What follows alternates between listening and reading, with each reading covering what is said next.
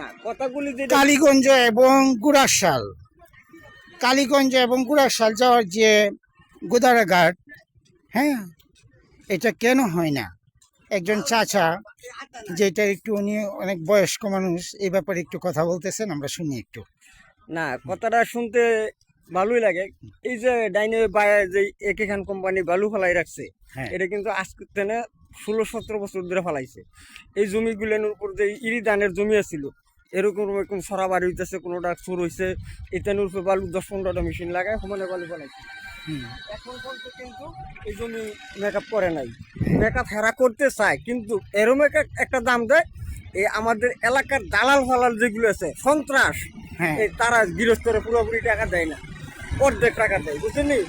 ভালো জমিন নিয়ে দিলে এই জমিনগুলো পুরো, যার কারণে উনি একত্র করতে পারে না।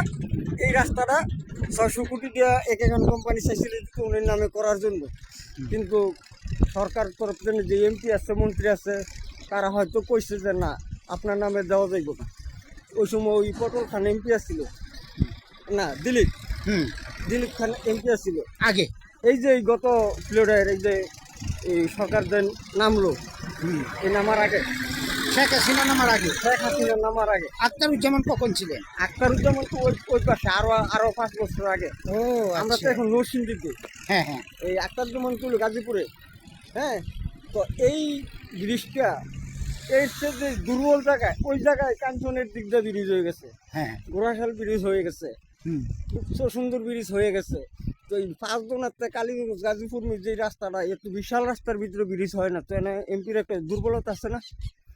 আমাদের এমপির হোক বা গাজীপুরে এমপির হোক, তো গাজীপুরে এমপি করে লাইতে পারবো যদি হেরে দেয়, কিন্তু আমাদের এগুলো এমপি দেয় কিনা সন্দেহ। যদি আচ্ছা, হ্যাঁ ঠিক ছেড়ে আছে। দিত তো হয়তো হয়ে যেত। তো এই বছর আবার সরকার পরিবর্তন হয়েছে, যদি আলহামদুলিল্লাহ যদি এই মঈন খান সাহেব, ডক্টর মঈন খান সাহেব যদি বলে যে না, এই ব্রিজের কাজ করবো আমরা, করবো আমরা, হইতেও পারে, নচেত আগের মতোই পুরো থাকবে, এইভাবে সবকিছু এভাবে পড়ে থাকবে। এইভাবে পড়ে থাকবে। কিন্তু হ্যাঁ। এটার মধ্যে যে ডক্টর মঈন খান যেই পরিচালনা করে, এদের যেই এই মিশ্র মানুষগুলি যে গেছে নেতা পেতা, ওগুলি কিন্তু করে, যদি হারা বলতো যে আমাদের এলাকার মধ্যে একটা ব্রিজ হলে আমাদেরই সুবিধা, কিন্তু ওরা তো এটা কয় না। যদি কইতো তাহলে সুন্দর হইতো, সবার মঙ্গল হইতো। কিন্তু এই ব্রিজের জন্য, এই ব্রিজটা হইলে এই জমি একেখানের বাফেনি লইল। হ্যাঁ, এই যে জমিগুলো যেগুলো পড়ে আছে, পড়ে আছে, অনেক দাম বাড়তো, তাই না? দাম বাড়তো, কিন্তু এখন 40 লাখ টাকা রেট দিছে একেখান কোম্পানি, কিন্তু দালালরা দেয় আমাকে 25 লাখ, 20 লাখ, 22 লাখ। এই জন্য কানিতে না শতাংশ? কানিতে আচ্ছা, কানি আপনাদের এলাকায় 35%, কানি 30% এক কানি। আচ্ছা। এখন এই হেরা এই অবস্থা করতেছে, বালু জমিন দিলে কয় দুর্বল, এটা ঠিক না, হুমুক না নানান ধরনের তাল বাহানা দিয়ে গৃহস্থরে বুঝাই থুয়ে দিছে মাটি হলাই। হ্যাঁ, ওখানে আমারও এই জায়গার মধ্যে 110% আছে, এই জায়গাগুলোর ভিতরে 110% ইরিদানের জমি। আচ্ছা, এখনো রয়েছে।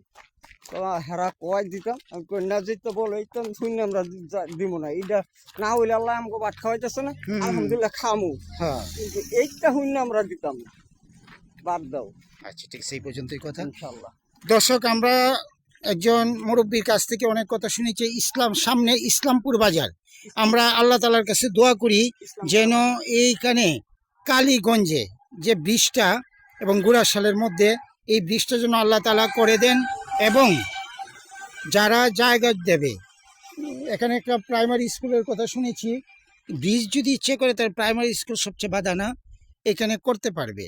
তা আমরা দোয়া করি আল্লাহ তাআলা যেন যে কোনো সরকারি আসুক না কেন, তারা যেন এরকম দেশের উন্নয়নের জন্য একটা কাজ করতে পারে। হ্যাঁ, এবং পরবর্তীতে এই ব্রিজ সম্পর্কে আপনাদের কাছে আরও কিছু তথ্য ইনশাল্লাহ তুলে ধরব।